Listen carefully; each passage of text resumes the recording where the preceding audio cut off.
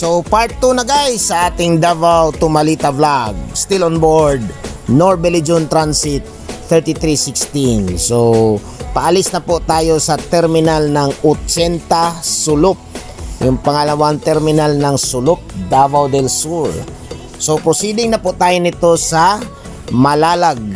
Yan po ang kahuli-hulihang munisipyo ng Davao del Sur bago po tayo tumawid papuntang Davao Occidental. So shout out po sa taga Sulop at saka taga Malalag. Ingat po palagi sa inyong mga biyahe or kung ano mang ginagawa nyo sa ngayon mga guys.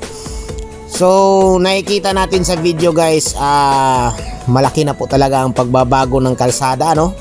Kasi way back 2009, nung konduktor pa po ako sa Davao Metro Shuttle, dalawang lanes lang po talaga yan siya mga guys.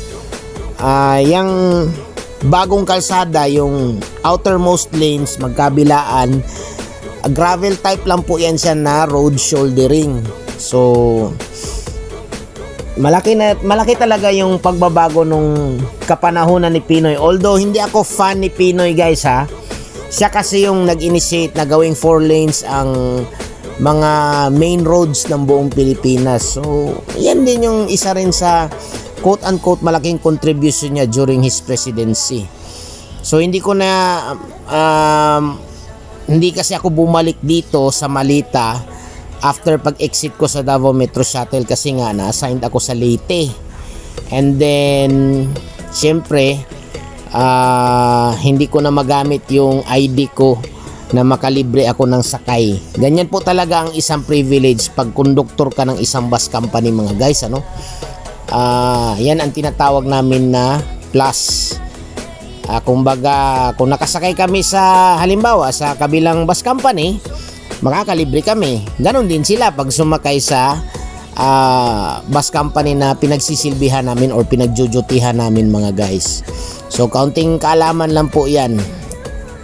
Ang maalala ko dito sa Malalag is yan guys, yung napakalawak na fish pond na yan. Ang sabi ng mga datihang konduktor na kasamahan ko, quote unquote ha, kay Bautista daw yung fish pond na yan, which is I cannot confirm kasi hindi ko talaga kilala yung may-ari ng fish pond na yan. At masabi ko yan lang yung signos na malapit na po talaga tayo sa poblasyon ng Malalag. At meron nang bintahan dito ng talaba guys. Babalik ako dyan hopefully soon. Bibili tayo ng talaba kasi hindi pa ako nakatry ng talaba sa totoo lang buong buhay ko. Kasi nga nakakatakot kasi kainin ang talaba, lalo na pag hindi mo kabisado at yung hindi luto. Baka siyempre alam mo na hepatitis, you know.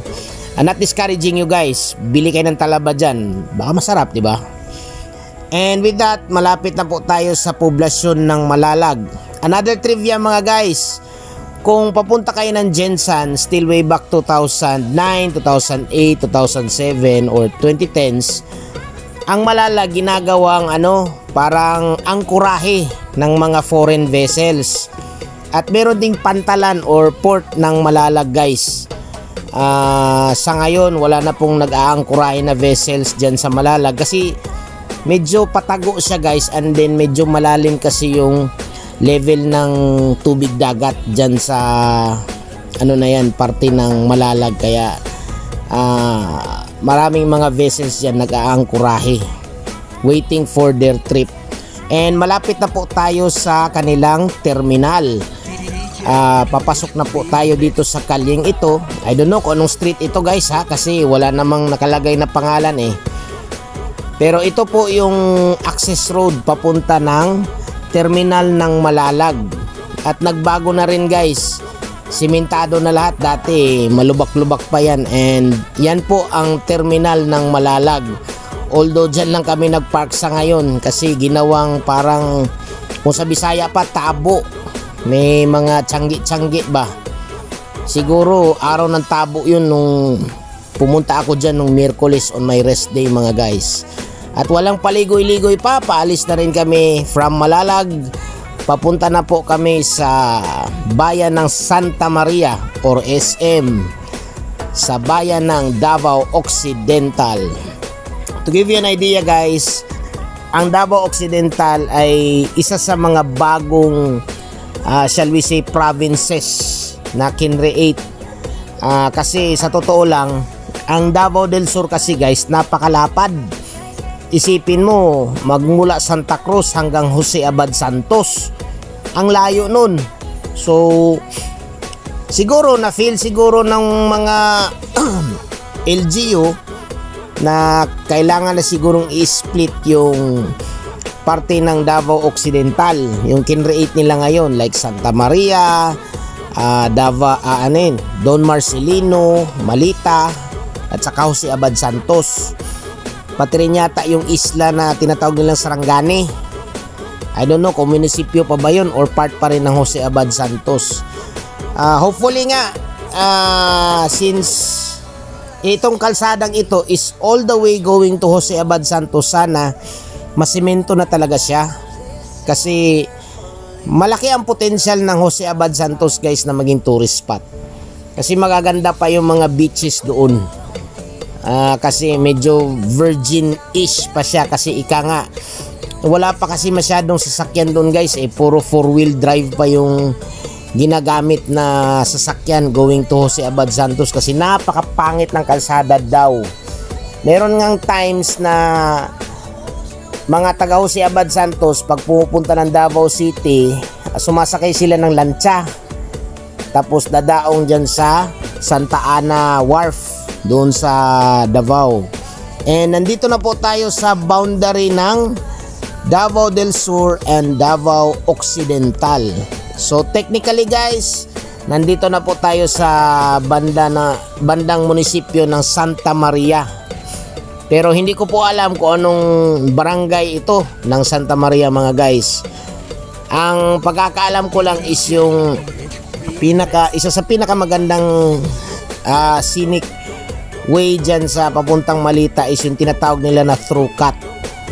So yung through cut kasi by the word itself, parang kinating nila yung bundok para hindi masyadong matarik. Pero ano siya, zigzag talaga siya mga guys. So makikita ninyo sa video. So watch and enjoy na lang mga guys.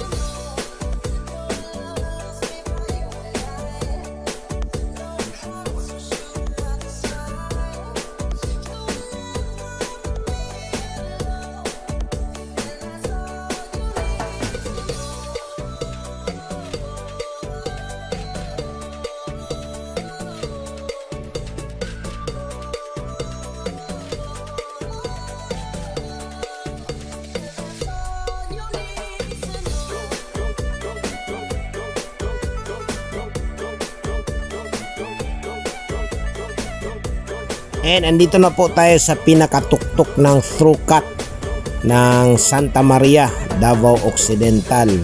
So malaki na rin po ang pinagbago. Meron ng quarantine station, yung parang footbath ng mga sasakyan ang tao. And yan, makikita mo yung napakagandang view ng dagat mga guys. At saka meron na silang view deck.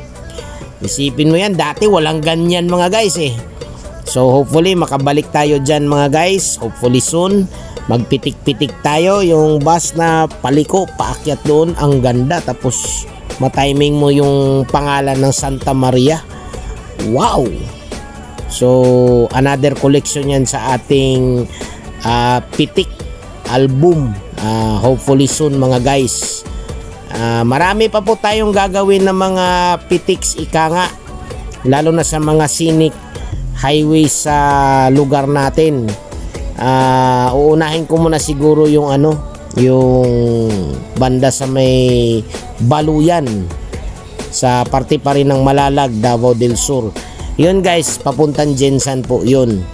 So isa rin sa natin about Malalag is yung zigzag na daan. Ika nga, kasi yun papunta ng Jensan, zigzagan yun. Dito technically Santa Maria na ito eh. So yun, ang maalala ko kasi palagi Malalag eh. Anyway, pasensya na guys ha. So eto, kahit zigzag ito na kalsada guys, halos part na po ito siya ng poblasyon ng Santa Maria. So pag matapos na yung zigzagan ng Trucat, ayan, malapit na po talaga tayo sa pinaka heart of Santa Maria. Dati, as I can remember, yung terminal ng Santa Maria guys, parang akala mo barangay hall lang eh, na gawa sa kahoy.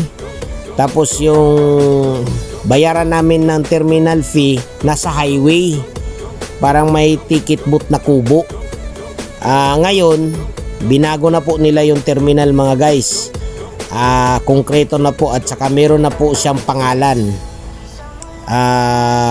Hindi po siya Santa Maria Bus Terminal.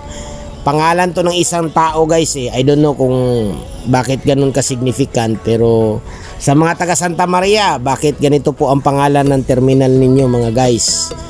And nakakapanibago talaga, as in a special development ika nga. And nandito na po tayo sa Pedro Mariscal Integrated Bus Terminal. Ito po ang terminal ng SM or Santa Maria. Welcome to Santa Maria mga guys. So ayan po, tapos na po ang ating part 2 na ating vlog. Stay tuned for part 3 from Santa Maria up to boundary ng Malita.